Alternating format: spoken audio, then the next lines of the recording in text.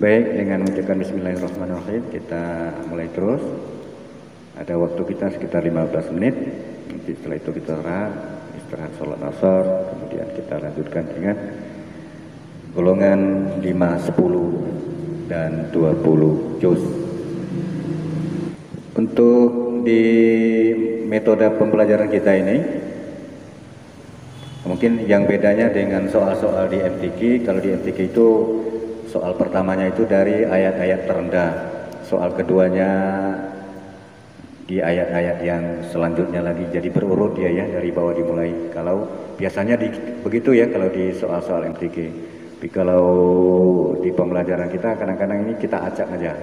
Mungkin soal pertama dia di atas ya, ayat-ayat yang nomor-nomor tertingginya kan, atau di pertengahan. Terus yang soal keduanya mungkin dari bawah lagi, terus pertengahan dan begitulah. Jadi kita acak aja. Nggak sama dengan soal-soal formasi soal di MTQ, itulah bedanya. Baik, kita mulai dari 1 juz dengan atas nama si Wulan ya.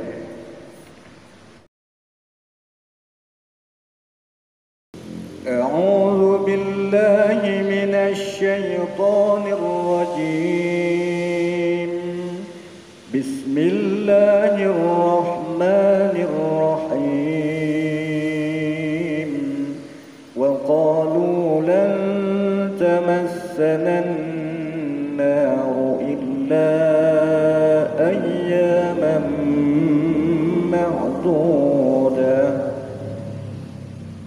أعوذ بالله من الشيطان الرجيم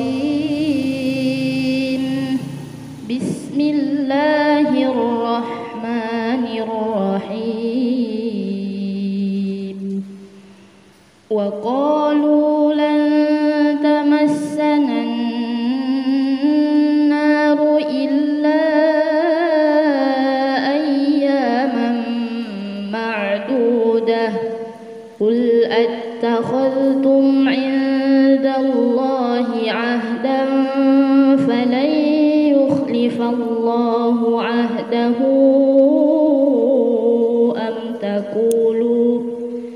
أم تقولون على الله ما لا تعلمون بلى من كسب سيئة وأحاطت به خطيئته فأولئك أصحاب النار هم فيها خالدون والذين آمنوا وعملوا الصالحات أولئك أصحاب الجنة هم فيها خالدون وإذ أخذنا ميثاق بني إسرائيل لا تعبدون إلا الله وبالوالدين إحسانا وذي القربى واليتامى والمساكين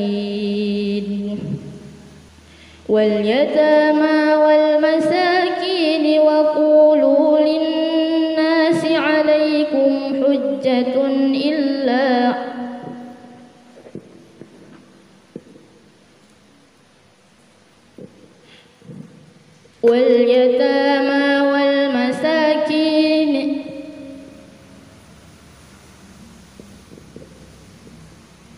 واليتامى والمساكين وقولوا للناس حسنا وأقيموا الصلاة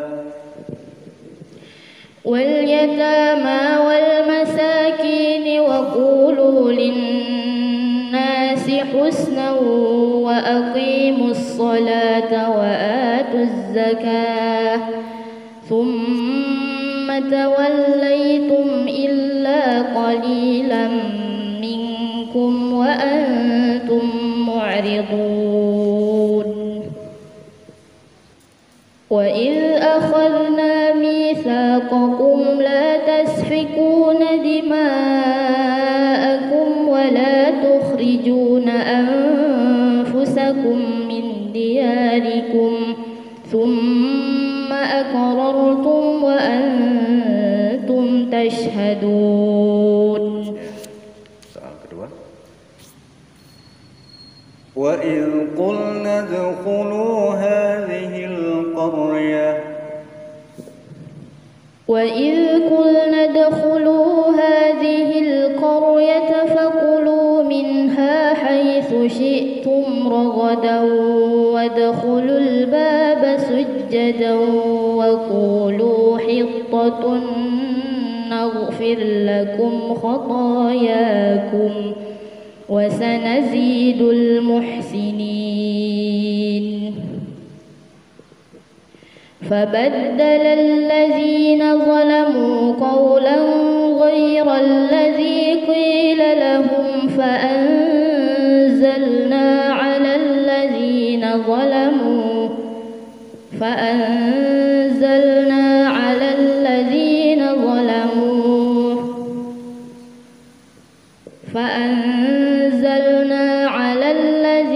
ظلموا رجزا من السماء بما كانوا يفسقون.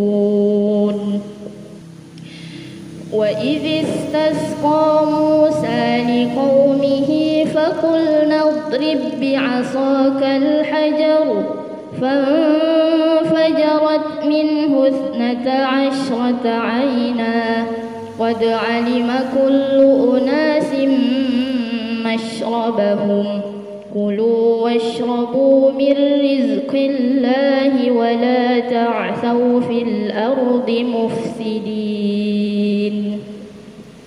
Soal selanjutnya.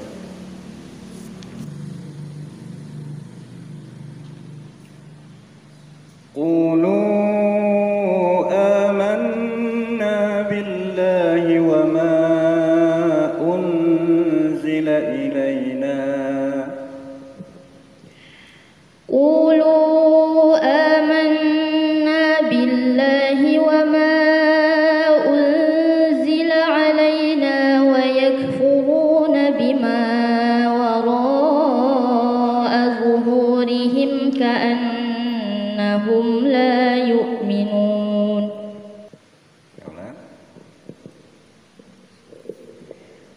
قولوا آمنا بالله وما أنزل إلينا وما أنزل إلى إبراهيم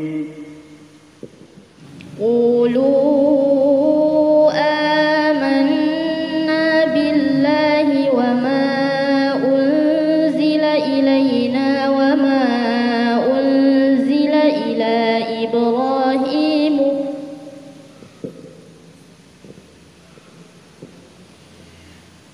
قولوا آمنا بالله وما أنزل إلينا وما أنزل إلى إبراهيم بنيه Ini mirip ya. Ini spesifikasi ayat-ayat yang mirip pangkal atau mirip kalimat-kalimat di tengahnya. Itu banyak nanti di sistem penyusunan soal di Hifdzil Quran itu memang seperti itu ya. Kadang-kadang pangkalnya disama, jadi cari yang pangkalnya sama atau mungkin ada kalimat di tengahnya yang sama, begitu nanti ya. Ya, jadi ini spesifikasi dalam penyusunan soal. Nah, ini pun sebenarnya soalnya kita acak aja ya. Baik, kita anggap itu soalnya sudah selesai. Satu soal lagi ya, karena sebentar lagi kita sudah masuk sholat asar. Jadi mirip-mirip lah ya dengan penampilan di mimbar nah. Jadi kalau nanti pas kalian mungkin ada kesempatan dipercaya jadi peserta, enggak kaku lagi kan. Wa idza qila lahum la tufsidu fil ardi qalu نحن مصلحون. وإذا قيل لهم لا تفسدوا في الأرض قالوا إنما نحن مصلحون ألا إنهم هم المفسدون ولكن لا يشعرون. وإذا قيل لهم آمنوا كما آمن الناس قالوا أنؤمن كما آمن السفهاء ألا إنهم هم السفهاء ولكن لا يعلمون.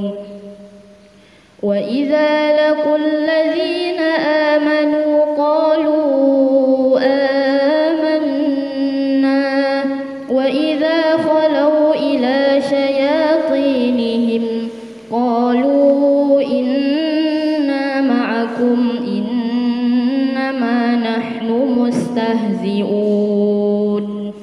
الله يستهزئ بهم ويمدهم في طغيانهم يعمهون. أولئك الذين اشتروا الضلالة بالهدى فما ربحت تجارتهم وما كانوا مهتدين. صدق الله العظيم. Perhatikan satu ayat ya, di ayat ke-15. Allahu yastahzi'u bihim. Punya itu tadi dipanjangkan ya. Punya pendek ya.